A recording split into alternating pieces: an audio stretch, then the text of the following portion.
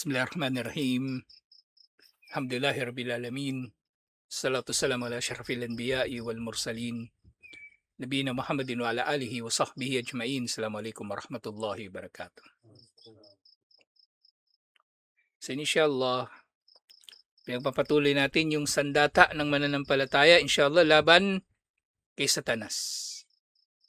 At pangatlo rito, al-iltija'u ilallahi wal ihtima'u bihi. Yung iltija, ito kumbaga yung pagsandig, pagsandal kay Allah. Nasa kasing kahulugan din ng pananalig o pagpapakupkup. Tapos yung ihtima, yun na rin yung pagtatago, kumbaga sa likod ni Allah, ganun, parang ganun.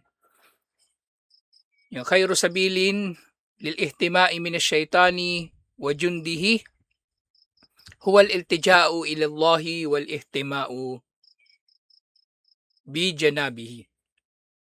Pinakamainam na paraan ng pagpapakupkup laban kay Satanas at pagpoprotekta laban kay Satanas ay ang pagsandig kay Allah, pagpapakupkup kay Allah at kumbaga pagtatago kay Allah. Wal isti'adatu bihi minash syaitan. Ito nga yung isti'ada. At yung isti'ada na ito maaring yung isti'ada na sinasambit, a'udhu billahi minash shaitanir rajim. O pwedeng a'udhu billahi minash shaitan, pwede na rin ganun. Kasi ng rajim, adjective lang naman yun tungkol kay Satanas. So kahit wala yun. Yan, nababanggit lang natin madalas ang rajim kasi si Allah mismo ang naglarawan kay Satanas bilang rajim. Bilang kasumpa-sumpa. Bilang pangunahin niyang katangian. Ay hindi lang kasumpa-sumpa, isinumpa mismo. Isinumpa mismo si Satanas. Fa innahu alayhi qadirun. Si Allah ay merong kumpleto at ganap na kapangyarihan laban kay Satanas.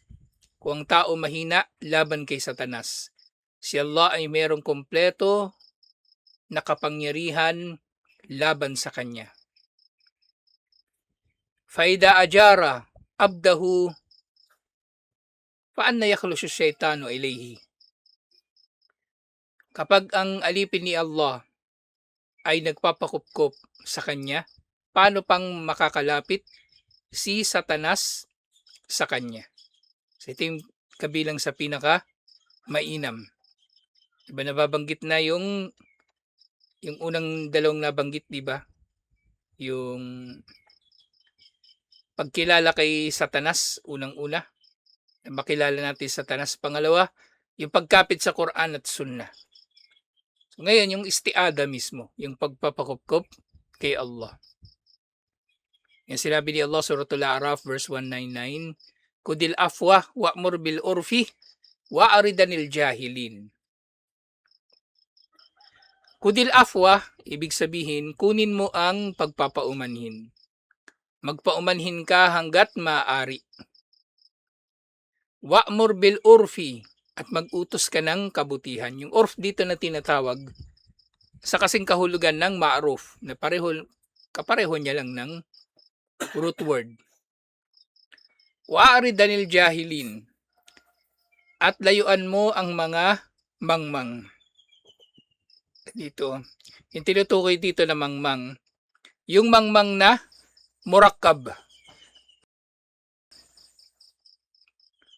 Kasi may dalawang uri ng jahal. Yung jahlun basit, yung simpleng kamangmangan na nagagamot ng kaalaman. So sila yung mga uri ng mangmang na inshallah kalaunan nagiging maalam. At pwedeng turuan kasi interesadong matuto. Interesadong magpasakop kay Allah o tumalima kay Allah at interesadong manindigan sa relihiyon. Pero itong jahilin na to na tinutukoy dito, sila yung mga nagtatangan ng jahlun murakkab. Murakkab, ibig sabihin, komplikado. Kung yung kanina simpleng kamangmangan, kawalan lang ng kaalaman na masosolusyonan sa pamagitan ng pag-aaral at pagtuturo sa kanila, pagpapayo, pangangaral. Itong mga ito, yung tinutukoy dito na lalayuan natin, yung mga nagtatanga ng jahlun murakkab. Ibig sabihin, silang mga tao na nananatiling mangmang sa kabila ng paglipana ng kaalaman at paraan upang magkamit ng kaalaman. May pag-aaral, hindi nag-aaral. Diba? Pinapayuhan, hindi tumatanggap ng payo. At iba't iba pang ginagawa nila upang manindigan para sa kamangmangan at manindigan laban sa kaalaman. Na sila din yung mga tao na sumusunod lamang sa kanilang mga kapritsyo, sa kanilang mga pagnanasa. Sila yung mga jahilin na tinutukoy dito. Hindi yung mangmang na may posibilidad pang maturuan. Tinutukoy dito yung mga juhal na murakkab. Yung kahit sa mga ibang kultura, itong jahlun murakkab, tinatawag siya sa Greek bilang amathia. O ito, lagay mo ito sa dictionary mo, Yasin. Greek ito. Sabihin, tulog ba yun? Amathia. Oh. Sa Greek, yung ibig sabihin palagi doon negative, ibig sabihin kawalan, di ba?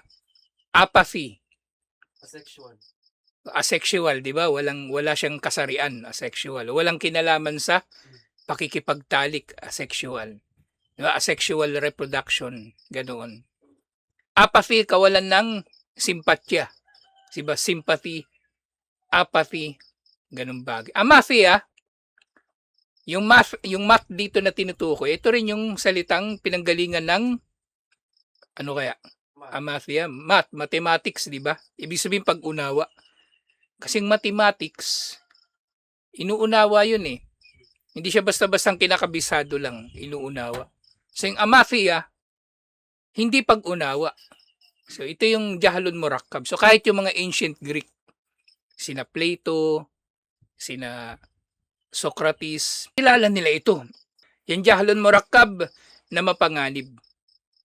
Nasabi nga nila, ang amathia ang pinakamapanganib na maaring katangian ng tao at magdudulot na mawasak ang mundo sa sinasadyang pagtanggi ng tao sa kaalaman. So sila yung tinutukoy dito na jahilin. Hindi yung jahil lang na hindi marunong magsala. Diba? Sabi mo, ayoko sa'yo, huwag ka sumama sa amin. Hindi ka marunong magsala. Ikaw mo Muslim lang no kanina tapos sabi mo, jahil, gago ka ba? Turuan mo, insyaAllah. Ngayon kung di maturuan, sila na ito, yung mga napapabilang sa mga mangmang na murakkab. Yung naalala ko bigla yung math. Merong tribo doon sa Amazon. Ang pangalan nila Piraha. Tribo. Tapos kakaiba tong tribo na ito. Kasi itong tribo na ito, hindi sila nagbibilang. Wala silang 1, 2, 3, 4, 5. Ang meron lang sila, konti, marami, tsaka wala.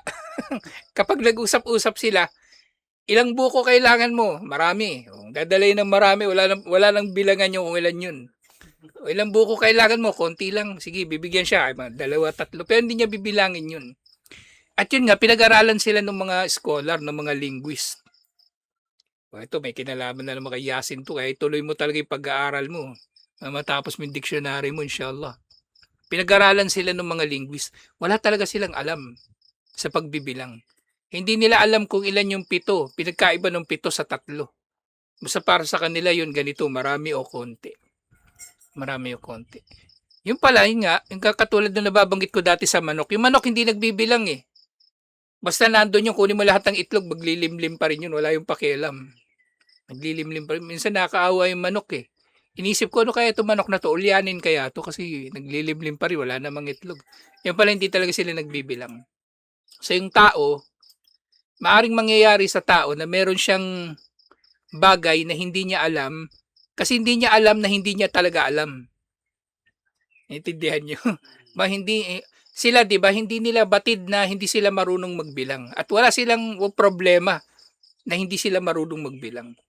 Ngayon itong mga jahilin na ito, yung mga jahil na murakkab, ganito sila yung kalalabasan nila eh.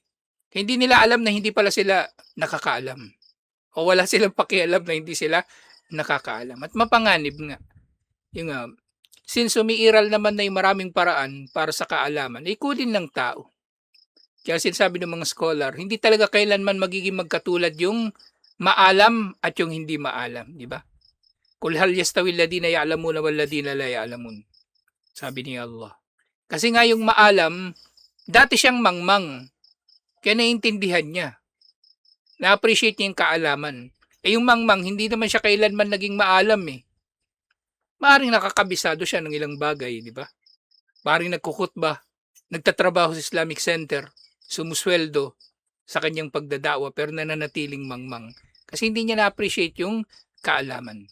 Hindi niya na-appreciate yung kaalaman. So ito yung mga jahil na tinutukoy dito. Hindi yung porke hindi lang marunong magbasa kasi kaka-Muslim lang o hindi marunong magbasa ng Quran kasi bata pa. Hindi yun. Yung mga jahil na tinutukoy dito, yung nagtatangan ng jahilun murakkab. Kaya nga may kinalaman dito sa topic natin, wa imma yanzagannaka minasyaitani nazgun fasta'id billah. At kapag dumating sa iyo yung nazg,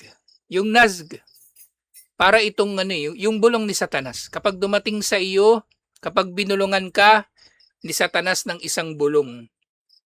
Pero dito sa pagkakatranslate dito nung Sahih International yata ito ginagamit ng IIPH. In translation ginagamit nila kapag may dumating sa iyo na chismis mula kay Satanas at ikaw ay sinugatan ng chismis na ito. So, parang dumampi sa iyo yung chismis ni Satanas. Maring ganito literal na kahulugan niya. Pero yun nga, pinapakita lang nito kung gaano kaliit na effort lang ang kailangan ni Satanas para makaapekto sa tao. Ganun lang. Bulong lang. Bulong lang. Kapag darating sa yung bulong ni Satanas, paano ba malalaman ng tao na binubulungan na siya ni Satanas? Siyempre, kapag gagawa siya ng masama, yun, malinaw na malinaw yun, bulong ni Satanas. Pero siyempre, maaring mangyayari, hindi na nanggagaling kay Satanas yung bulong eh. Nasa tao na mismo. Kasi siya mismo yung Satanas eh. Siya na, nakasanayan na niya. Yung nga nakwento ko sa inyo nung nakaraan. May mga tao, sobrang hina ng pananampalataya daw. Mga 1 kilometro pa lang daw si Satanas. Kwento to nung pare ah. 1 kilometro pa raw si Satanas, nabubulungan na siya.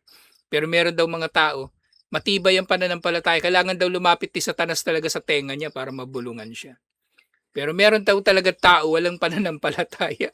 Kahit wala si Satanas, gagawa siya ng masama kasi siya mismo Satanas eh. Siya mismo Satanas. Siya mismo demonyo. So, hindi niya kailangan ng effort masyado. So, biruin niya, nasgun lang. Nasgun. Ganun lang kaliit. Hindi niya kailangan itulak yung tao eh. Bubulungan niya lang yun eh. O, tapos susunod na yung tao. Magkakaroon ng tao. Kaya nga mapanganib yung magkasala eh. Isa sa mga pinakamapanganib na kasalanan talaga. Minamalit lang ito ng mga tao eh. Yung sasadyain niyang magkasala sa intensyon na magtatawbo siya kalaunan. Di ba?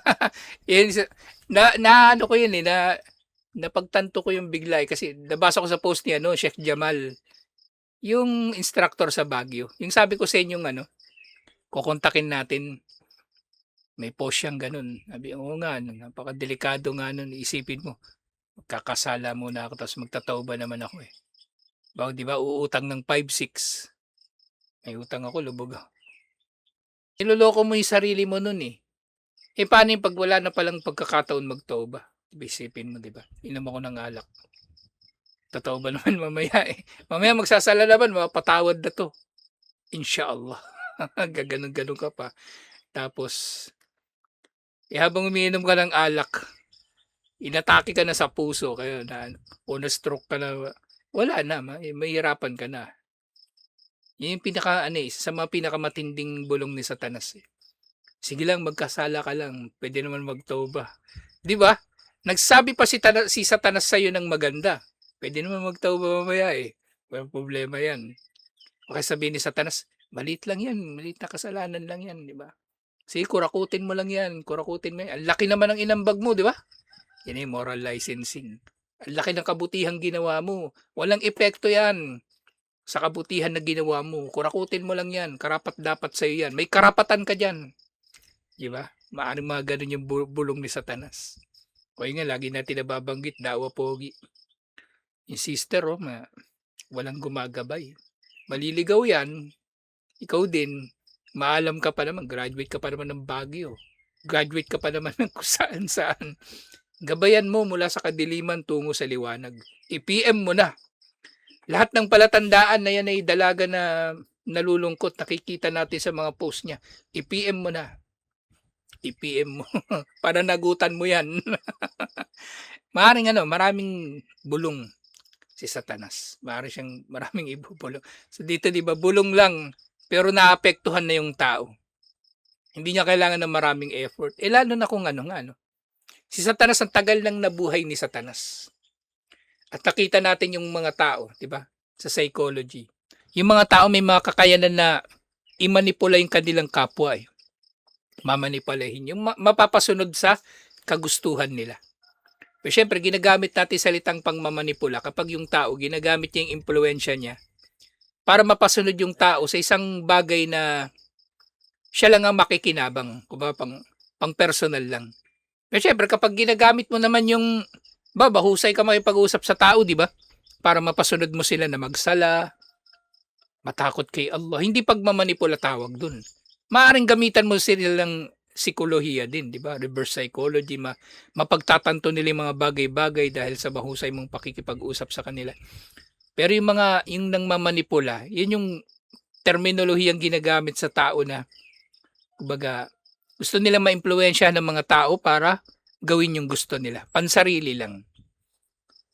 So, kung kaya ng tao yun, mas kaya ni Satanas yun. Ilang libong taon na bang nabubuhay si Satanas? At ilang libong taon na niyang inoobserbahan ng mga tao. Kabisado na niya ang iba't ibang uri ng tao. Kabisado na niya. Kaya sa tao, mayroong tinatawag nga na stereotype, eh. Di ba? Minsan, may makikita tayong tao. Sabi, may isip natin tong taong to kasi kaugali nung dating nakasama ko dati, eh. Di ba? Tapos ngayon may idea ka na. Galito ko pakikisamahan yan. Tong tao na to, kaugali nito yung ganito, ganyan. Ganun sa Satanas. Marami na siyang experience, kaya magiging madali lalo sa kanya yung bumulong sa tao. Yung nga kay Allah tayo, magpapakupkop inshallah, innahu samiun alim. Si Allah ang nakaririnig at nakaalam. Alhamdulillah. Sa napakatindi ng panganib na ito, kahit si Propeta Muhammad sallallahu alaihi wasallam, inutusan ni Allah, diba? وقد أمر الله رسوله صلى الله عليه وسلم بالاستعاذة بالله من همزات الشياطين وهدورهم. Si Allah mismo nag-utos kay Propeta Muhammad sallallahu alaihi wasallam na magpakupkop laban sa mga demonyo, hindi lang kay Satanas mismo, kay Iblis, pati sa mga kampon niya. 'Di ba? Kung yung mga kampon pa lang ni Satanas mahusay na, paano pa kung siya na mismo? 'Di ba? Kung yung helper mahusay na, paano pa kaya yung master? Paano pa kaya yung master? Makita tayo ng di ba? Labor, ang galing magasintada, diretsong-diretso. Paano pa kaya yung master nun? Pag yan ang tumira. Sabi ni Allah, Wakul Rabbi a'udhu bika min hamazati asyayatin. Sabihin mo, Muhammad sallallahu alaihi wasallam, Panginoon ko, nagpapakupkop ako sa iyo laban sa mga bulong ni Satanas. Yung hamazat, sa kahulugan din na, kumbaga, pag-uudyok, pagsusulsol. Ganon, susulsolan ka ni Satanas. Kasi si Satanas, yung salitang talbis, sa kahulugan na, kumbaga, madalas ginagamit ni Satanas na pangbulong sa tao. Yung pinagmumukha niyang tama, ang mali. Yung nga yung mga binabanggit natin kanina, di ba? Sabi ni Satanas sa'yo, yung bahay mo, tagal na niyan ginagawa, natitenga na yan. Umutang ka muna dun kay Bombay para matapos na yung bahay mo, mapapalitadahan mo, malagyan mo na ng mga tiles, bintana. Utang ka muna doon sa Bombay. Utang ka muna doon sa bangko. Utang ka doon sa kung saan-saan. Ganon. Pagmumakain niyang tama, yung mali. Sabihin pa ni Satanas, matinding pangailangan na yan eh. Yung bahay, kaya kailangan mo na yan utangin sa Bombay. Kailangan mo yung utangan ng 5-6. Matinding pangailangan na yan. Ikaw din. Oh, mga lending. Yun, matindi pa yun. Pag hindi ka nagbayad, mumurahin ka, tapos tatakutin ka. Ano, magpapadala na ba ako ng kabaong dyan sa bahay mo? Yan yung mga nababalita, yung mga nire-raid eh, kasi nagsusumbong yung mga ano. Grave threat yun, yung ganun. Nagsusumbong. Si grave threat yun eh, yung mga ano, ginagawa ng mga lending. Grabe yung mga yan. Sa laki-laki pa ng ano niyan, ng mga porsyento, mga ano ba yun, tubo. So yun, kahit si Satanas, kaya niyang gawing mabuti yun. Sabihin niya sa'yo, yung pamilya mo, kawawa naman, yung bubong mo, tumutulo. Umutang ka na doon sa 5-6. Huwag ka maniwala dyan sa ustad, gago yan. Ba't tumutulong ba yan sa'yo kapag may problema ka? Wala nang matutulong yan sa'yo eh. Siya nga mismo eh, tumutulo yung bubong eh. Ikaw, ay unahin mo yung sarili mo. Mangutang ka na doon sa Bombay, mangutang ka doon sa lending para maginhawa yung pamilya mo. Ikaw din, pananagutan mo yan kay Allah. Hindi mo ginawa ng paraan. Di ba? Gagawan niya ng gagawa ng paraan para mamanipula ka. Para mamanipula ka. At kahit si Propeta Muhammad sallallahu alaihi wasallam, sabi ni Allah, magpakupkup ka kay Allah sa iyong Panginoon, kumbaga, laban sa mga pag-uudyok ni Satanas. Wa'udu bika rabbi ayahdurun. At sabihin mo, nagpapakupkup ako sa iyo, aking Panginoon, na sila ay lalapit sa akin upang sila ay hindi makalapit sa akin. So, nagpapakupkup siya kay Allah na hindi makalapit sa kanya yung mga demonyo. So, muli, kapag mumuni-munihan natin itong mga aya na ito, di ba? Nazgun, di ba? Ano lang siya, di ba? Bulong, tapos hamazat, pag-uudyok, tapos nagpapakupkup si Propeta Muhammad sallallahu alaihi wasallam para hindi siya malapitan ni Satanas. So, di ba sa ganitong bagay lang nakaka-impluwensya na si Satanas sa tao.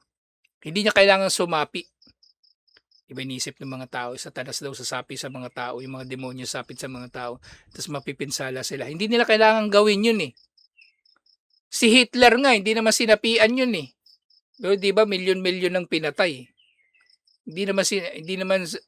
Hindi natin alam, pero sa itsura niya, di ba, hindi naman siya mukhang yung katulad sa exorcist na sinapian ng demonyo. Pero sigurado, nakakatanggap siya ng bulong ni Satanas, pag-uudyok ni Satanas. At kasama niya yung mga demonyo sa bawat desisyon niya na gagawin laban sa kapwa niya tao. Bulong, napakatinding bulong. Kaya importante yung pagpapakupkop kay Allah. At dito nga karagdagang linaw, wahamazatos shayatin, yung mga pag-uudyok ng mga demonyo, nazagatuhum wawasawisuhum. Ito na nga yung hamazat. Ito na pala yung pangkalahatang tawag sa kanilang mga bulong at waswas, mga pag-uudyok. Magkakasing kahulugan nito halos eh. Fallahu ya'muruna bil isti'adati bihi minal aduwi syaitani la mahala. Kaya dahil dito, si Allah ay naguutos sa atin na magpakupkup, na wala tayong matatakasan, wala tayong proteksyon laban dito sa mga bulong ng demonyo, ng Satanas na kalaban natin, na walang matatakasan liban na lamang yaon. Illa yakbal, musana ato, wala, sana. Itong demonyo na ito, maaaring bubulong sa tao at maaaring si Satanas na nga mismo, hindi ito tumatanggap ng kabutihan o kumbaga pagiging marangal. Hindi mo ito mapapakiusapan eh. May mo Satanas, di ba? Si Satanas yung kakausapin mo, halimbawa hindi ka kay Allah mananalangin, si Satanas yung kakausapin mo. Satanas, wag mo muna ako bulungan ngayon, may problema ako eh. Hindi mo magaganon si Satanas. Si Allah ang kakausapin mo, hindi si Satanas. Si Allah ang kakausapin mo, hindi si Satanas. Kasi ang kumakausap lang kay Satanas, yung mga salamangkero, yung mga may karunungang itim sila. Pero ikaw, normal kang tao, mananampalataya ka pa, hindi Satanas ang kakausapin mo, si Allah. Wala yan bagi gaira halaki ibnu Adam. Si Satanas wala siyang ibang hinahangad. Liban na lang sa pagkawasak ng anak ni Adan. Lishiddatil adawati bainahu wa baina Adam. At lahat ng ito ginagawa niya dahil sa matindi niyang galit, pagkamuhi sa anak ni Adan. O kay Adan mismo at sa kanyang mga inapo. At tayo dapat ganun din. Diba? Kaya nga sabi ni Allah, diba? Fattakiduhu aduwa. Ilang mga aya sa Quran ang binabanggit. Inilarawan si Satanas bilang aduwum mubin, malinaw na kaaway. Kaya, tapos sa iba pang aya, diba? Aduwum mudillum mubin. Si Satanas ay kalaban na tagapagligaw na malinaw. Kaya nga, sa iba pang mga aya, fattakiduhu aduwa. Kaya tratuhin natin si Satanas bilang kalaban. Trato niya tayo bilang kalaban, edi tratuhin natin din siya bilang kalaban. O mas matindi pang pagtrato. Kasi nga, wala siyang hahangarin para sa atin, liban na lang sa kasamaan. Muliyado billah. So ito yung magpapatuloy natin, alhamdulillah, sa usapin na ito. Itong chapter na ito, yung bahagi na ito, ng pagpapapag kay Allah ay medyo mahaba na rin kasi dinetalye dito yung iba't ibang mga paraan na magpapakupkup tayo kay Allah. At ang istiada, hindi lang ito sinasabi. Hindi lang ito sinasabi. Yun yung problema sa mga tao minsan, di ba? Yung mga salita, astagfirullah, di ba? O nakakita ng hubad, gagano, oh, astagfirullah, tapos nakabukas naman yung mata. Astagfirullah, oh, ang sexy. Ang sexy nung ano. Oh, astagfirullah, astagfirullah pa yun. Ayan. Astagfirullah, dilat naman yung mata, nakatitig dun. Sa'udu billahi minasyaitonir rajim. May nagtawag sa kanya, oh, shot ka muna.